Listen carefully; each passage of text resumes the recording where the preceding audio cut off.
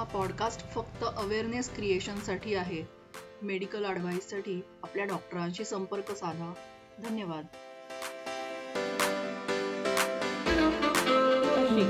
की लहान मुलांचा कॅन्सर बरं होण्याचं प्रमाण कदाचित त्यांना काहीच कळत नाही म्हणून असेल का?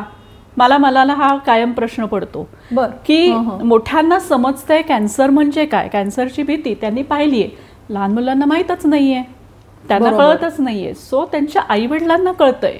मग माझं काम काय आहे की आई वडिलांकडून मुलापर्यंत ही भीती कशी नाही पोचणार हे बघायचं. मी कायम असं म्हणते की हॉस्पिटल हे एक मोठी युनिव्हर्सिटी आहे. इथे जाऊन तुम्ही ज्या गोष्टी शिकता ना त्या तुम्हाला कुठे शिकायला नाही मिळणार किंवा कुठल्या पुस्तकात तुम्हाला वाचायला नाही मिळणार. आयुष्य कसं जगावं किंवा आपण आयुष्याकडे कसं बघावं हे हॉस्पिटलमध्ये मी शिकले. नमस्कार, मी मिनल कुलकर्णी स्वागत करते तुमचं व्हायब्रंट माइंड पॉडच्या अतिशय महत्त्वपूर्ण एपिसोडमध्ये. ह्या आधीच्या एपिसोड्समध्ये मी कुटुंबाविषयी बऱ्याच माझ्या गेस्टना विचारलं की त्यांचा सपोर्ट कसा असतो. अर्थातच कुटुंबाच्या सपोर्टशिवाय आज आम्ही इथे बसूच नाही शकणार आणि हा व्हिडिओही तुम्ही नाही बघू शकणार. आपण आपल्या मुलांसाठी, मुलांबरोबर बऱ्याच गोष्टी करत असतो. आपल्या मुलाला कॅन्सर आहे, आपल्या मुलीला कॅन्सर आहे. अतिशय छोट्या वयामध्ये दुडदुडतं जे वय असतं त्या वयात जर तिला कॅन्सर आहे हे कळलं तर जो आपल्या भावनांचा डोलारा आहे, आपल्या आयुष्याची जी पुंजी म्हणतो आपण, तीच जर धोक्यात आली तर. 2003 सालची गोष्ट आहे ज्या वर्षी एका छोट्याशा मुलीला कॅन्सर आहे असं कळलं. बरं, ही गोष्ट ती नाही आहे, गोष्ट आत्ताची आहे.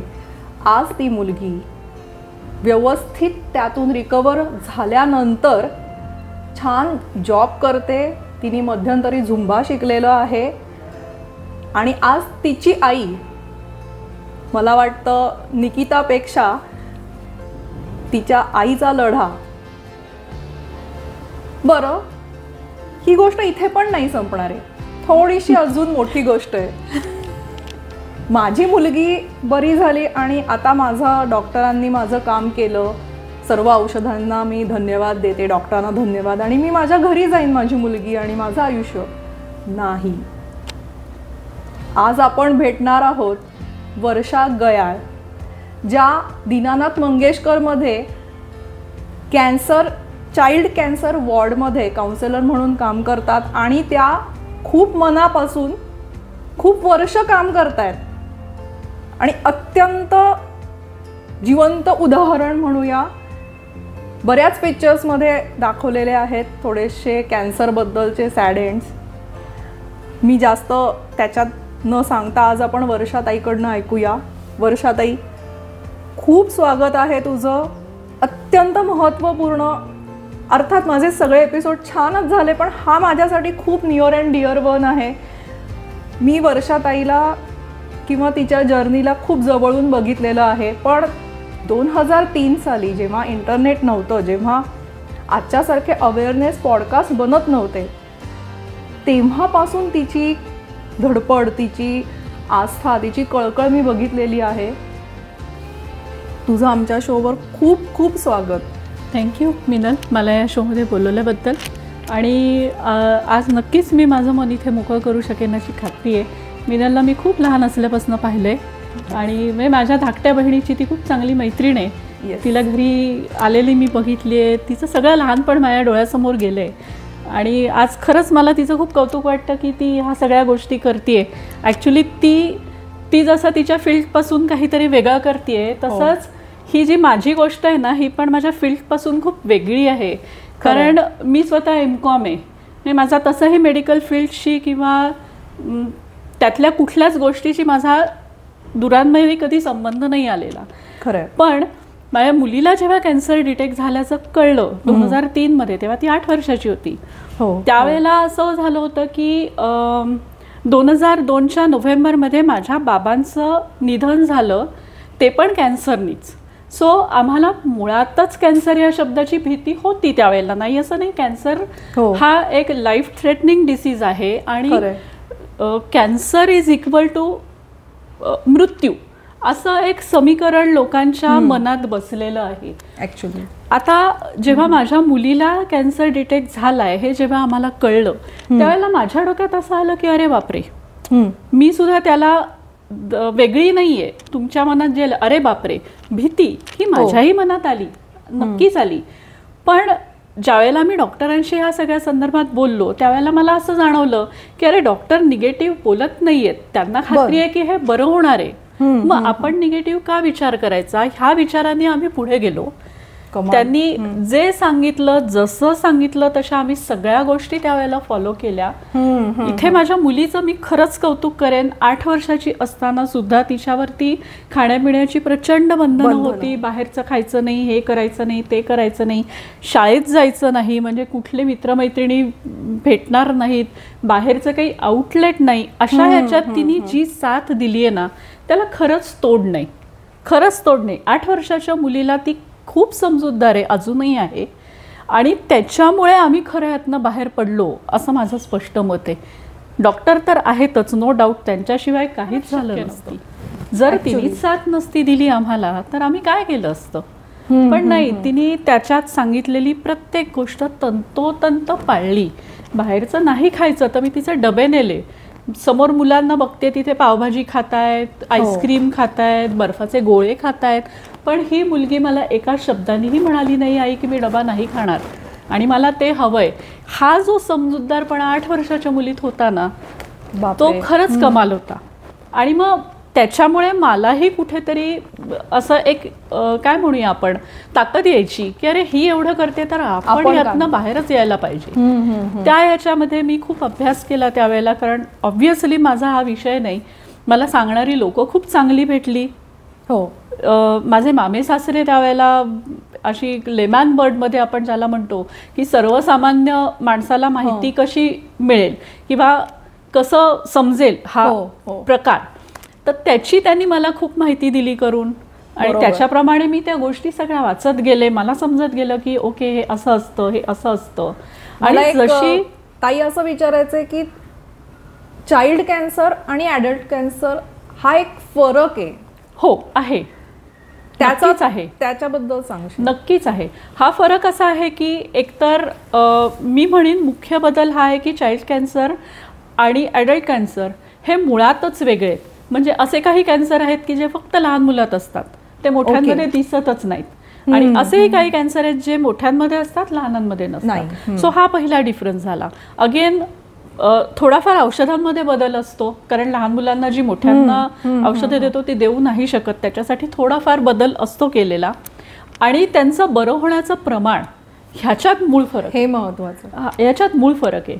आय रिअली डोंट नो आत्ता ॲडल्टमध्ये किती लोक बरे होतात, पण मुलांमध्ये 70 ते 75% मुलं 100% बरी होऊन नॉर्मल आयुष्य जगतात, हे नक्की.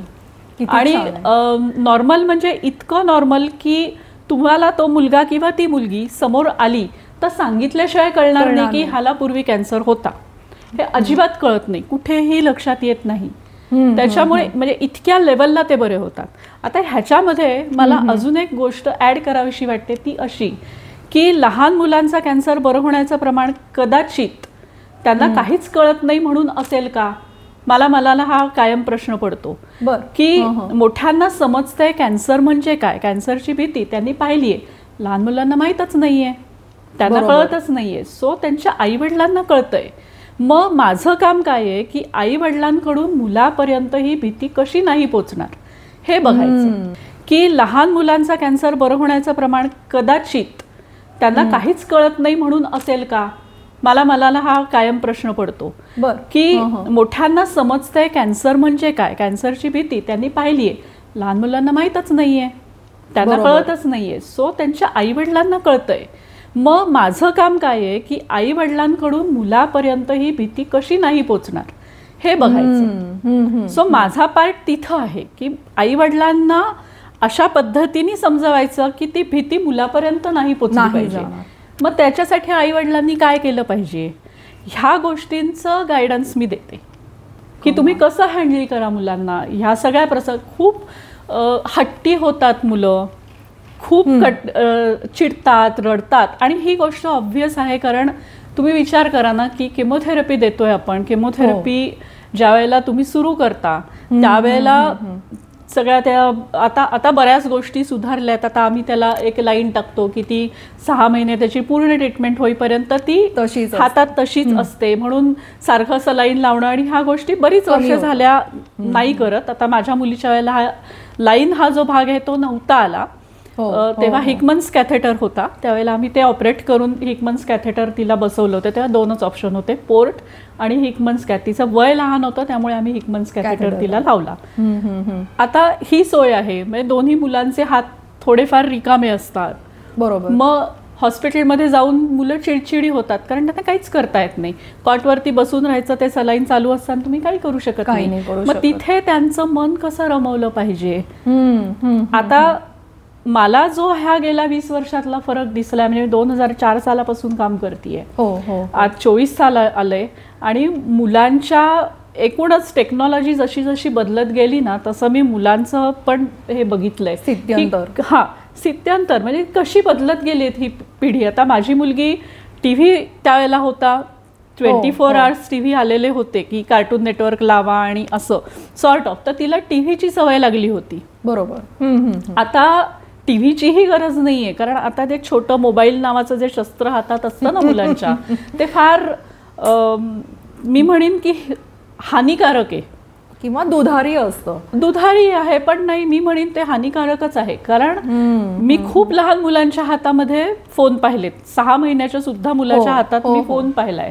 1 वर्षाच्या मुलाला तुम्ही आई जेवायला घालते आणि तो मुलगा मोबाईलवरती कार्टून बघतोय, त्याला कळत नाही आपण काय खातोय काय खात नाहीये. मग तिकडे वेगळं काहीतरी चालू असेल तर तो जेवणाकडे लक्षही देत नाही. ह्या गोष्टी थोड्याफार बदलल्या गेल्या पाहिजेत, ह्याच्यासाठी आमचे प्रयत्न चाललेत. पण ह्याला जिथपर्यंत पालकांची साथ मिळत नाही तिथपर्यंत आपण गोष्टी करू शकत नाही. बरोबर आहे. हा एक मुद्दा ह्याच्यातला झाला की अशा अनेक गोष्टी आहेत, बारीक बारीक बारीक बारीक खूप गोष्टी आहेत. आता दुसरा मुद्दा असतो ह्या मुलांचा की शाळा. हा खरं तर आई वडिलांच्या पण खूप जिव्हाळ्याचा विषय आहे की मग शाळा बुडली, मग अभ्यास बुडेल, मग काय करायचं. तिथेही आपण घाबरून जायचं कारण नाहीये. तुम्ही शाळा सुद्धा मॅनेज करू शकता, कारण ते मी जर 2003 मध्ये करू शकले.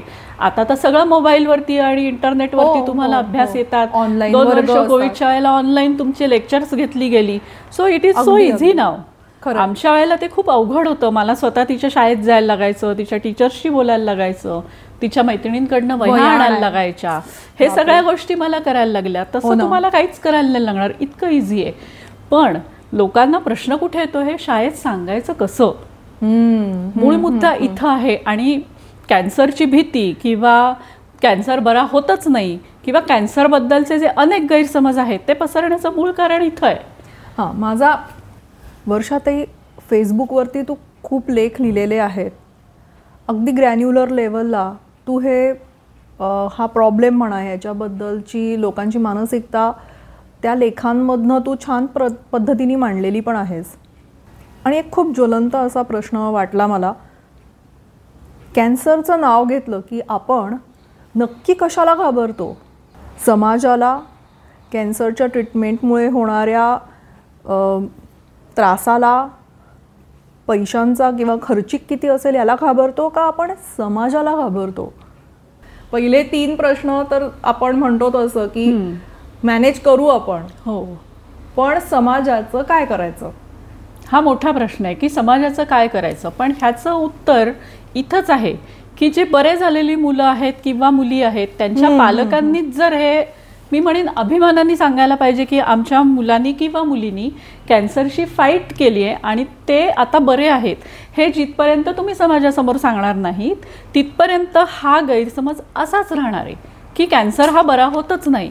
कारण होतं काय की आपण ॲडल्ट कॅन्सर ऐकलेला असतो आणि कारण तो जास्त आहे, म्हणजे त्याचं प्रमाण जास्त आहे. लहान मुलांचं प्रमाण हार्डली 3% आहे. तुम्हाला किती कळणार असं. आधी मुळात माहीत नाही की लहान मुलांना होतो. जरी आपण गृहीत धरलं की माहीत आहे तरी सुद्धा आपल्याकडे जी मीडिया आहे तिने खूप त्याचं हे पण लोकांना ते खरं वाटतं. श्वास किंवा अजून एक श्वास आहे किंवा हृदयांतर आहे, त्या श्वासमध्ये त्या मुलाचे डोळे गेलेले दाखवलेत. ऍक्च्युली असं घडत नाही ना. Not in every case. Not in every case असं नाही घडत. मुलाचे डोळे चांगले होतात, बरे होतात, आणि अशी उदाहरणं आमच्याकडे खूप आहेत की जी बरी झालेली आहेत.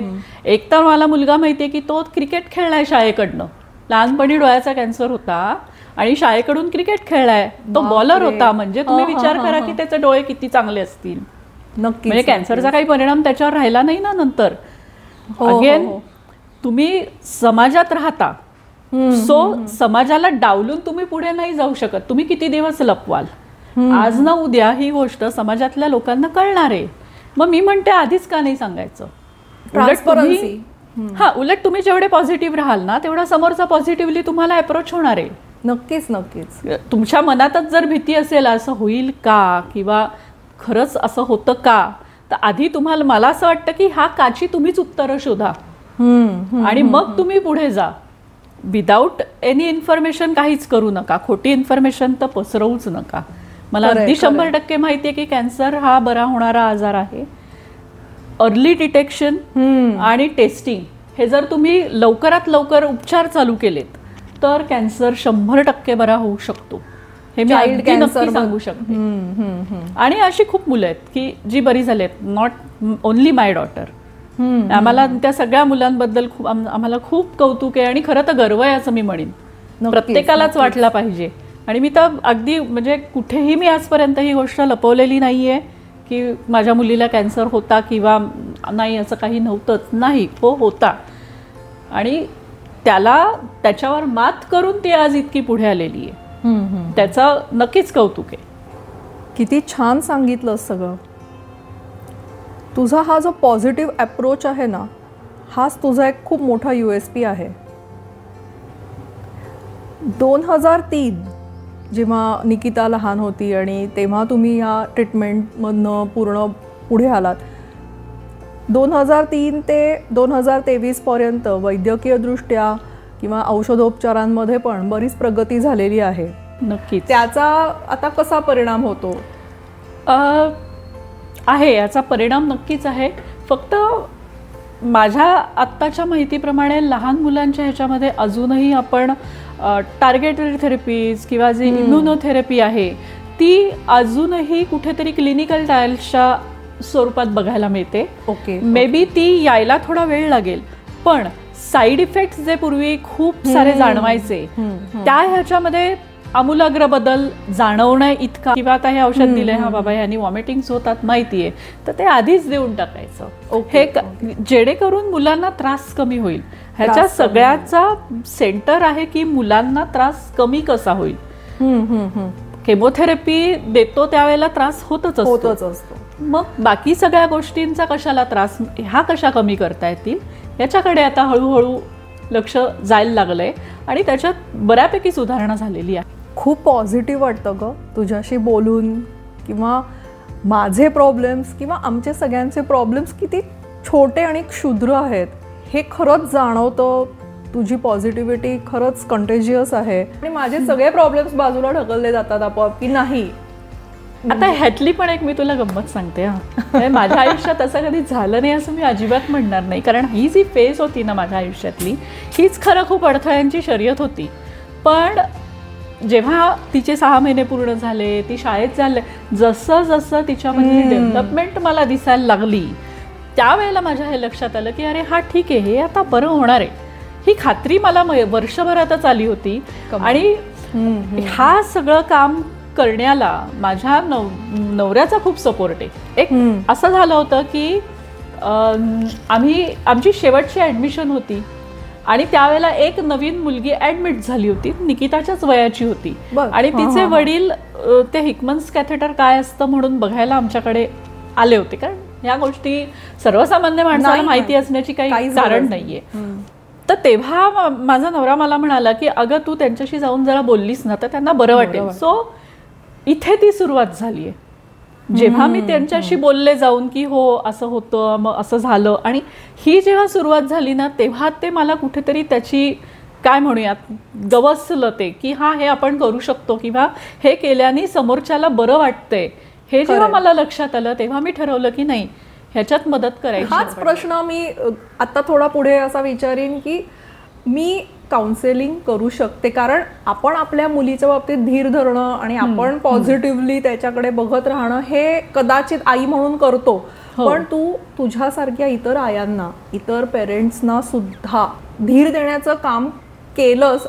पण पहिली सुरुवात कशी झाली, म्हणजे आता तू म्हटलीस पण तरी सुद्धा की मी हे अजून जास्त प्रमाणात करू शकते, बरोबर, कन्सिस्टंटली इतके वर्ष करू शकलीस, मला हे खरंच जाणून घ्यायचंय. आता ह्याच्यातनं 2-3 गोष्टी आहेत. पहिली गोष्ट माझ्या डोक्यात आली की ठीक आहे, मी त्या मुलीच्या आईशी बोलले वगैरे, मला डॉक्टरांनी सांगितलं की अहो ना तिला त्यांच्याशी बोललात का तुम्ही, त्यांना खूप छान वाटलं, मला ते सांगत होते.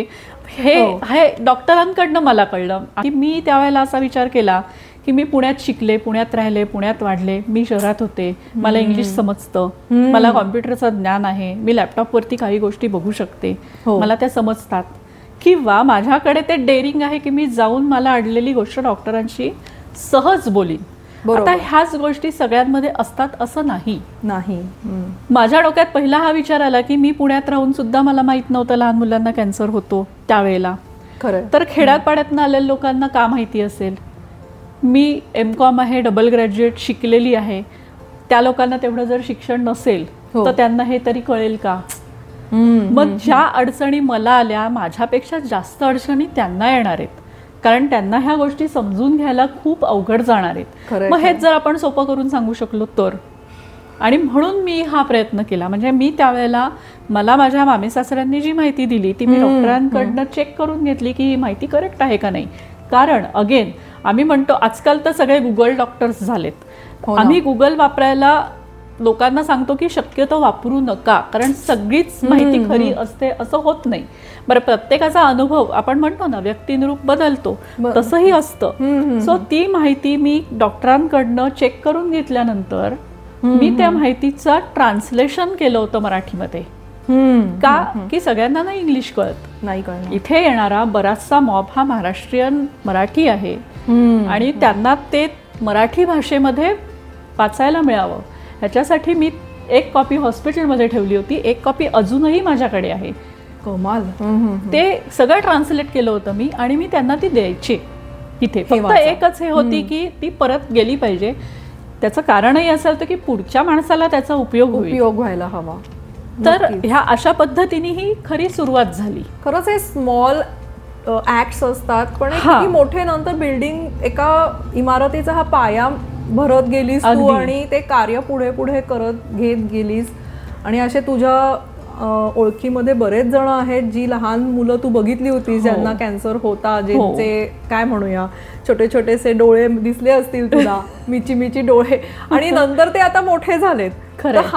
हे बघताना कसं वाटतं ग ताई? खूप छान वाटतं, खरंच खूप छान वाटतं. म्हणजे आज आता नाही, मला ते खरंच सांगता येत नाही. कारण एक मुलगी मला असं आठवतं की त्यावेळेला असं झालं होतं की दीनानाथमध्ये आम्हाला ना वेगळा वॉर्ड नव्हता त्यावेळेला, आता वेगळा वॉर्ड आहे चाइल्ड कॅन्सरच्या ह्याचा, जनरल वॉर्ड. प्रायव्हेट रूम्स तर आहेच, तिथे तुम्हाला काही प्रॉब्लेम येत नाही.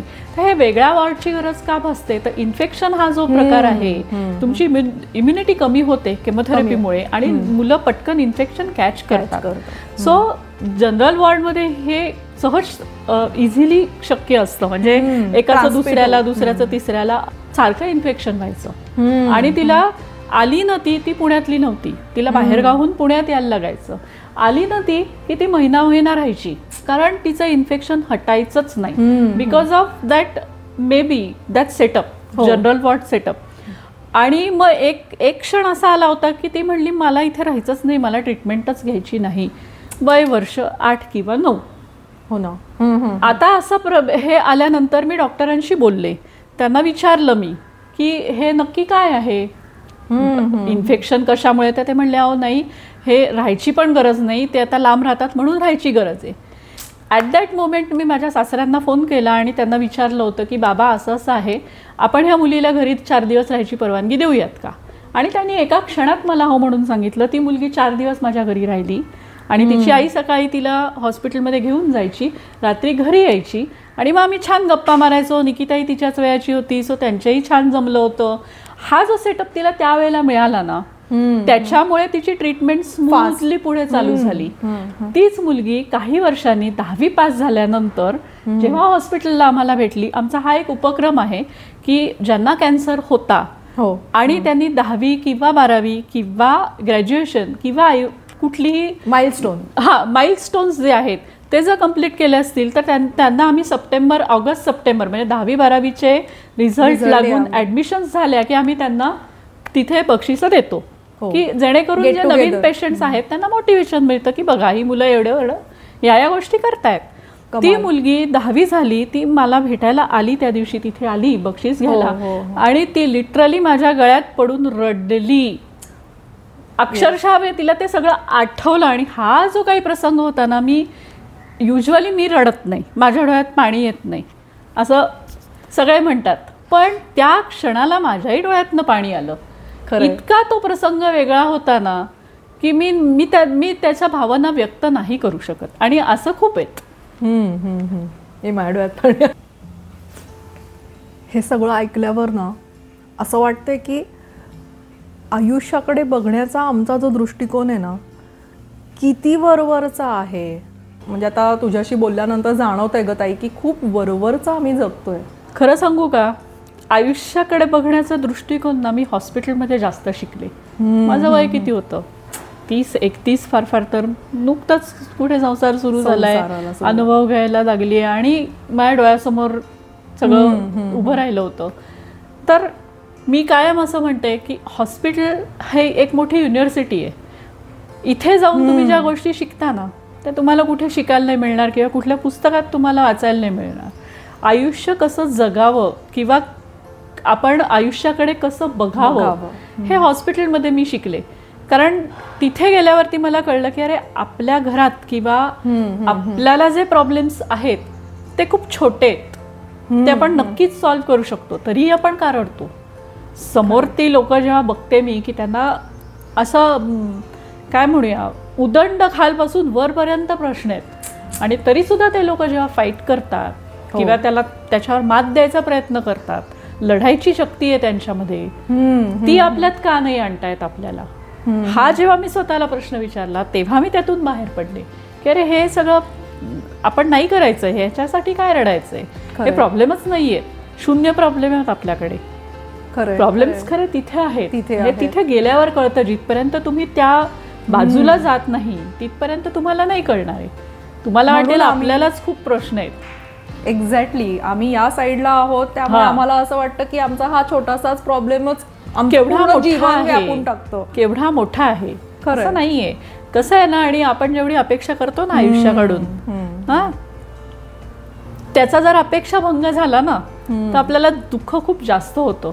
सो मी असं म्हणते अपेक्षा ठेवू नका ना, जे समोर येईल त्याला तोंड द्या. अपेक्षाच जर ठेवला नाही तर अपेक्षा भंगाचं दुःखच नसेल.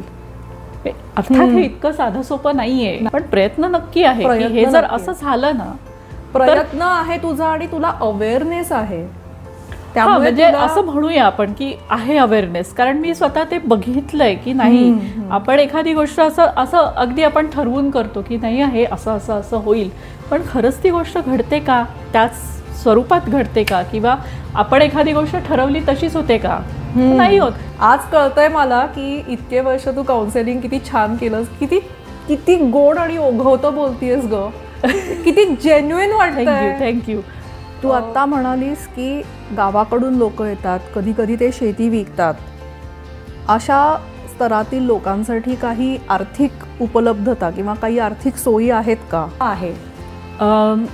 आर्थिक सोयी उपलब्ध केल्या जातात. दीनानाथ मंगेशकर हॉस्पिटलमध्ये प्रॉपर चॅरिटी वॉर्ड आहे, आमच्याकडे चॅरिटी ऑफिस आहे आणि तिथून ह्या सगळ्या स्वरूपाची मदत मिळते. म्हणजे तुम्हाला काही कागदपत्र सादर करावी लागतात. बरोबर. तिथे गेलात, तुम्ही चौकशी केली चॅरिटी ऑफिसमध्ये तर सांगतात. डॉक्टरांना सुद्धा जर तुम्ही सांगितलं की आम्हाला एवढा खर्च करणं शक्य नाहीये किंवा डॉक्टरांना बोलतानाही जाणवतं की अरे यांना एवढा खर्च शक्य नाही, तर ते स्वतःच सांगतात की चॅरिटी ऑफिस आहे, तुम्ही जाऊन भेटा, आणि ते तसं सर्टिफिकेटही देतात. आणि वेगवेगळ्या संस्था आहेत अशा की त्या हल्ली मदत करतात कॅन्सरच्या ट्रीटमेंटला सुद्धा. पूर्वी एक असा काळ होता की कॅन्सरच्या ट्रीटमेंटला आम्ही मदत करत नाही असंही आम्हाला ऐकायला मिळालेलं आहे की हा म्हणजे बरं होणार नाहीये तर आम्ही का मदत करायची असंही होत होतं. आता समहाऊ थोडाफार तरी अवेअरनेस असावा या गोष्टींचा, म्हणून हल्ली मदत मिळते. ते रूल्स आपल्याला फॉलो करायला लागतात. आपण त्या रूलमध्ये बसतोय का नाही ह्याच्यावरही चॅरिटी अवलंबून असते. नाहीतर कसं होईल की मी बोलतेय इथे आणि दीनानाथमध्ये तुम्ही जाऊन म्हणलात की त्या बाई असं म्हणाल्या, तर तसं ते नसतं. तुम्ही त्या व्हेरिएबल्स आहेत, तुम्ही त्या ह्याच्यात फॉर्मॅट आहे तो, त्या फॉर्मॅटमध्ये तुम्ही जर बसत असाल तर तुम्हाला चॅरिटी मिळते. अगेन तुम्ही पर्सनल लेवलवरती सुद्धा डोनर्स मिळवू शकता. बरोबर, तुमच्या ओळखीचे असतील किंवा काही अशा स्वरूपाची कामं करणाऱ्या संस्था असतील, एनजीओज असतील ज्या तुम्हाला माहिती आहेत ऑलरेडी. अशा एनजीओज आहेत, भारतातही आहेत, त्या कामही करतात ह्या संदर्भात. आणि चालू असतं काम, भरपूर काम चालतं खरं या कॅन्सरच्या काय म्हणूयात डिसीजच्या सगळ्या आजूबाजूनी. मी म्हणते की तसं की हे ना टीमवर्क आहे. म्हणजे पेशंटच्या अवतीभोवती जेवढी लोक आहेत ना त्या सगळ्यांचं योगदान आहे त्याला बरं करण्यात. फक्त डॉक्टर, सिस्टर्स आणि हॉस्पिटल हे तर आहेच, पण त्याच्या आजूबाजूला सुद्धा खूप गोष्टी घडत असतात की जेणेकरून त्या सगळ्या उपचारांना त्याची मदत होते आणि त्याला त्यातनं बाहेर यायला मदत होते. आपण टीमवर्क आहे. सुरुवातीला आपण जे बोललो की चाइल्ड अवेअरनेस किंवा चाइल्ड कॅन्सर बद्दलच्या अवेअरनेससाठी आपण आज हा पॉडकास्ट करतोय, तर लहान मुलांना तशी जाणीव येत नाही किंवा त्यांना ती कॅन्सरची अशी सडनली कॅन्सर म्हटल्यावर भीती बसत नाही, जे की आई वडिलांकडनं पास होऊ शकते असं आपण बोललो होतो बघाशी. आता शेवटाकडे आपण हळूहळू येतोय, तर मला एक असं वर्षाताई सांग की आता पेरेंट्स जर असतील आणि आता जर डिटेक्ट झालेला आहे आणि त्यांची मुलं ट्रीटमेंट मध्ये आहेत, अशा पेरेंट्सना काय 3 गोष्टी, टॉप 3 थिंग्स टू डू? तू टॉप 3 विचारतेस मला. सो माझ्या मते टॉप 3 आहेत: अर्ली डिटेक्शन, योग्य उपचार, योग्य डॉक्टर आणि हॉस्पिटल. ह्या 3 माझ्या दृष्टीने असं म्हणूयात की ह्या 3 महत्वाच्या पहिल्या करण्यासारख्या गोष्टी आहेत. ह्या जर तुम्ही गोष्टी नीट केल्यात ना तर तुम्हाला नक्की खात्री बाळगा की तुम्ही ह्या आजारावर मात करणार आहात. म्हणजे तुमचं बाळ सुखरूप तुमच्याकडे येणार आहे. बरोबर. खूप छान सांगितलंस ताई. मला वाटतं ह्या 3 गोष्टी लक्षात ठेवून किंवा आत्तापर्यंतचं हे जे काही आपलं कॅन्डिड कॉन्व्हर्सेशन झालं हे ऐकून बऱ्याच जणांना एक उभारी येईल, त्यांना काहीतरी एक पॉझिटिव्ह दृष्टिकोन मिळेल या चाइल्ड कॅन्सरकडे बघण्याचा.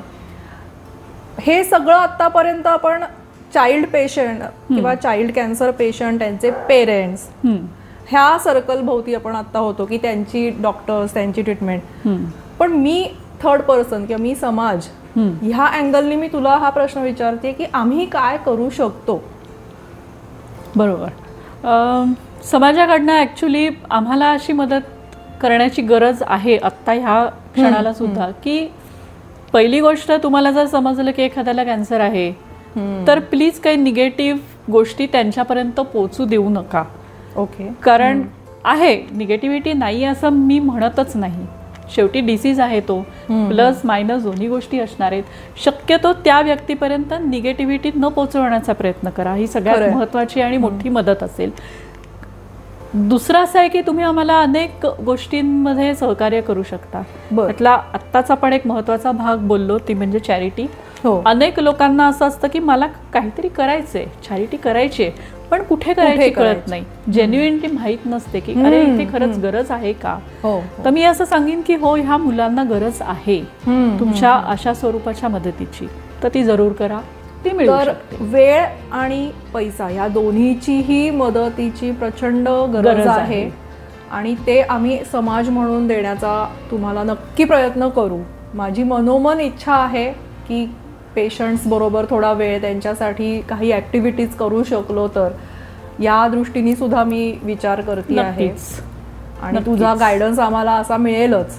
आम्हाला गायडन्स तू करशील, त्याचबरोबर तुझं जे कार्य तू आत्तापर्यंत करत आलेली आहेस त्याला तोड तर नाहीच आहे आणि ते थांबूही नये, फक्त त्याची तीव्रता कमी व्हावी, पेशंट्स कमी व्हावेत आणि पेशंटचा त्रासही कमी व्हावा, यासाठी मला खरंच म्हणजे माझी प्रार्थना असेल हीच.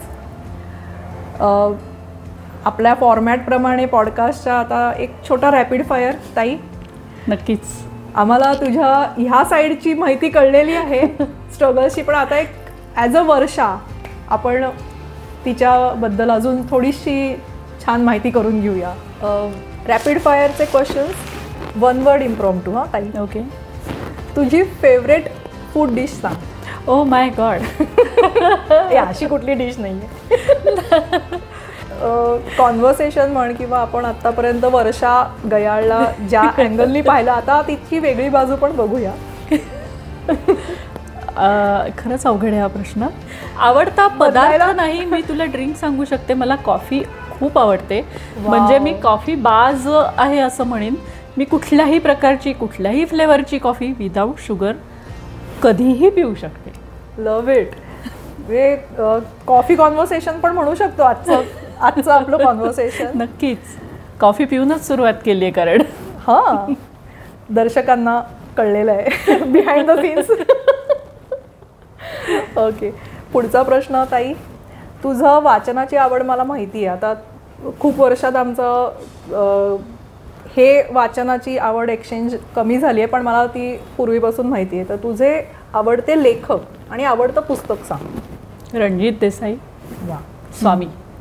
मी कधीच विसरू शकत नाही, कारण पुस्तक वाचताना प्रसंग डोळ्यासमोर उभं राहणं म्हणजे काय हे रणजित देसाईंकडनं मला कळलेलं आहे. खरं आहे, अगदी अगदी खरं आहे. अतिशय सुंदर पुस्तक आहे स्वामी. जर कोणी वाचलं नसेल तर नक्की वाचा. नक्की वाचा. सुंदर पुस्तक आहे. हिस्ट्री ज्याला आवडते त्यांनी तर जरूर वाचा. डेफिनेटली.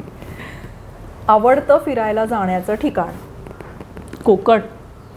All time. शांत समुद्रकिनारा, अजिबात आवाज नको. हल्ली खूप नॉइझी झालं आहे सगळं, पण तरीसुद्धा जितका शांत समुद्रकिनारा असेल त्यावेळेला समुद्राच्या किनारी बसायला मला आवडतं. मला समुद्रात आत जायला नाही आवडत. समुद्रकिनारी, समुद्राची गाज ऐकत बसणं एक म्हणजे माझं असं स्वप्न आहे की समुद्रकिनारी आपण शांतपणे बसलोय, हातात मस्त पुस्तक आहे आणि समुद्राची गाज ऐकत पुस्तक वाचतीये. हे जर काय म्हणूयात कधीतरी करायचंय, असं वेळ नाहीये एवढंच. खरंय खरंय. खूप आजचा कॉन्व्हर्सेशन आपण व्हायब्रंट माइंड पॉडमध्ये खूप इतर सोलोप्रुनर्स बघितले, कायमच मनी माइंडसेटनी काम करणारे किंवा आपण एक टार्गेट आणि गोल ठेवून जाणारे व्यक्ती बघितल्या, गोल्ड मेडलिस्ट वुमन्स बघितल्या. आजचं कॉन्व्हर्सेशन दिल के करीब होतं माझ्या. खूप वेगळा विषय आहे, महत्त्वपूर्ण आहे. अवेअरनेससाठी हे आपण आज सेशन केलेलं आहे. वर्षा गयाळ यांचे या विषयाचे जे लेख आहेत त्याची लिंक मी खाली डिस्क्रिप्शनमध्ये देते, नक्की वाचा. तुम्हाला अजून इन डेप्थ त्याच्यामधल्या काही आम्ही स्टॅटिस्टिक्स आत्ता मिस केले असतील ते तुम्हाला तिथे वाचायला मिळतील. आत्ता आमचं बिहाइंड द सीन्स किंवा बिहाइंड द माईक आमचं असं बोलणं झालं की एक पॉडकास्ट आत्ताचा एपिसोड केला तर आत्ता आम्ही काही सब्जेक्ट्सना टच करून आलो आहे. इन डेप्थ आम्ही आत्ता बोललेलो नाही आहे. तर मी वर्षाताईला खूप आत्ता रिक्वेस्ट करते आहे की एक फुल फ्लेज पॉडकास्ट ह्यासाठीच सुरू कर आणि मला तिच्याकडून ह्याबद्दल अजून ऐकायला, ह्यातलं अजून नॉलेज सगळ्यांपर्यंत पोहोचण्यासाठी त्याचा प्रचंड उपयोग होईल ह्याच्यासाठी मी तिला रिक्वेस्ट केलेली आहे. Let see when it comes आणि when it will be release I will put the link also. तुम्ही नंतर बघत असाल तर खालच्या डिस्क्रिप्शनच्या लिंक्स चेक करा. ज्या कुठल्या प्लॅटफॉर्मवर तुम्ही हे बघताय त्या प्लॅटफॉर्मवरती फॉलो, लाईक, सबस्क्राईब, शेअर करा आणि सगळ्यांबरोबर शेअर करा. तुम्हाला माहिती नसेल की कोणाला ह्याची आत्ता गरज आहे. वर्षाताई, तू आज व्हायब्रंट माइंड पॉडवरती येऊन एक मनाचा तुझ्या खूप वर्षांपूर्वीचा कप्पा उघडलास आणि थोडं डिफिकल्ट कॉन्व्हर्सेशन होतं माझ्यासाठी पर्सनली. मला खूप आवडलं. खूप खूप धन्यवाद. थँक्यू. खरं तर मी तुझे आभार मानायला पाहिजेत मिनल, कारण एवढा प्लॅटफॉर्म तू आम्हाला दिलास, त्या निमित्ताने मी या विषयावरती बोलू शकले आणि तुझे जेवढे सबस्क्रायबर आहेत किंवा तुझा पॉडकास्ट जे लोक बघणार आहेत तेवढ्या लोकांपर्यंत मे बी ते कुठे शेअर करतील, त्यांना आवडलं तर त्या लोकांपर्यंत मी आज पोचू शकले, हे केवळ तुझ्यामुळे शक्य झालंय. त्याच्यामुळे मी आमच्या सगळ्या पेरेंट सपोर्ट ग्रुपतर्फे, दीनानाथ मंगेशकर हॉस्पिटल कॅन्सर डिपार्टमेंटतर्फे आणि डॉक्टर शैलेश कानविंदे यांच्यातर्फे तुझे खूप आभार मानते. मला खरंच खूप छान वाटलं. शेवटी मी इतकंच सांगेन की कॅन्सर अवघड नाही आहे. कॅन्सरवर मात करता येणं शक्य आहे. तुम्हाला त्याच्याशी लढावं लागतं. त्याला समजून घेऊन तुम्हाला त्याच्याशी लढावं लागतं. त्याला समजून घ्या आणि मग त्याच्याशी लढा, तरच तो नेस्तनाबूत होईल. विल पॉवर खूप मोठं काम करते, पॉझिटिव्हिटी. आणि आमचा जो चाइल्ड कॅन्सर सपोर्ट ग्रुप आहे, आमचं ब्रीदवाक्य आहे की आम्ही लढलो आणि जिंकलो. हे खरं तर आयुष्याचं ब्रीदवाक्य पण म्हणायला हरकत नाही. शेवटी आयुष्याचीच लढाई आहे ही, कॅन्सरची लढाई. आमच्या दोघींकडनं बाय बाय बाय.